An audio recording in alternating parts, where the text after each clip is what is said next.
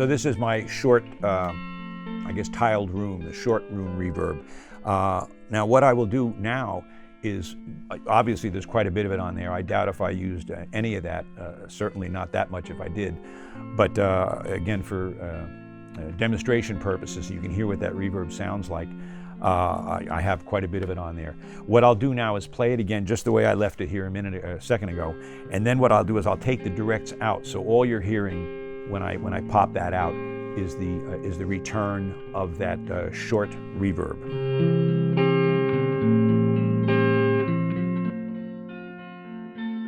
So now we're hearing just the short reverb return. Then we return to the direct signal. So let me do that now with the medium reverb and get a sense of that. I'll remove the short room, and I'll start dry with the guitar and then add some of the medium room.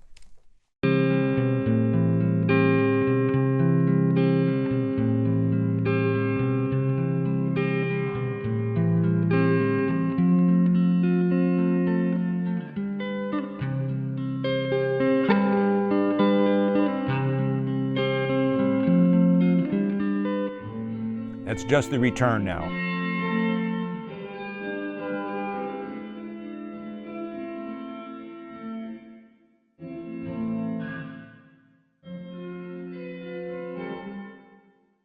Okay, I was doing that not to irritate you, but to show you give you a sense of the decay of that reverb. Let's move on now to listening to the guitars dry and checking out the long room or the large chamber, or I guess that's what it is, a large hall.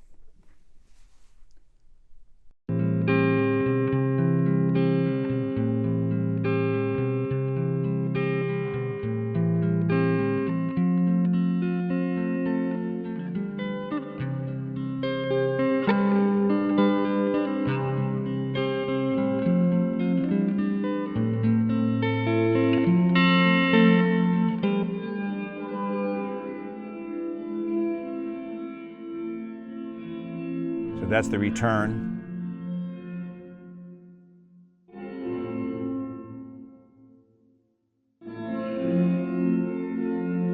Okay, so that gives you a sense of the length of that. What I'm going to do now for a moment is play around with the, not listening to the direct mics or the dry mics of the guitar amp, but actually playing. I'll start by listening to the guitar reverb and see if I can kind of emulate between probably using the medium length and the long length. See if I can come in somewhere in the neighborhood, so that you get a sense of something. However much you're interested in this guitar reverb that was printed here, you can see how close we can come, or at least if we can do something similar with these affordable plugins. So I'm going to spend a minute doing that, and we'll see where we go. I may take a minute to tweak, but hopefully we'll get fairly close.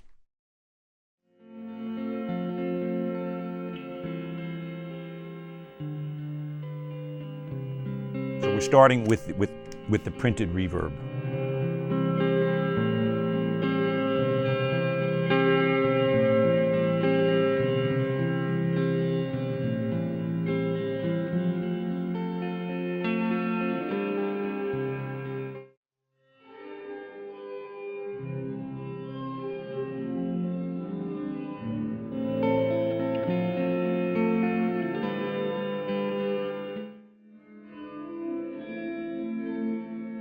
Okay, so all I've brought in there is the return of the large hall reverb, which obviously gives you that sense of space.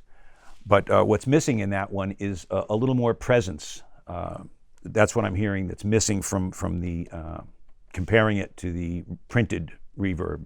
So I'm going to try now to use the medium length reverb in with the long reverb and see if I can get a little more of that presence, and I'll A/B between the two.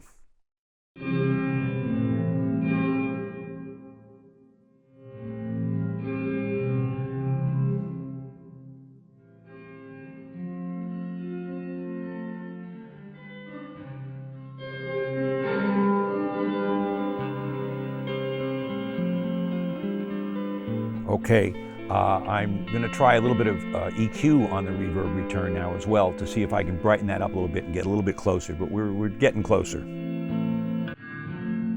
So what I'm listening to now is a combination of the medium and long return.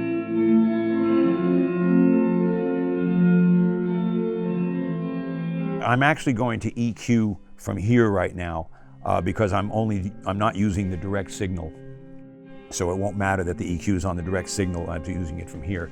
But in a mixed situation, since I definitely do want to listen to the close mic'd amp signals, I don't want that EQ on those, I just want it on the reverb. So I would either have a place where I could EQ the send or possibly the return from the reverb unit.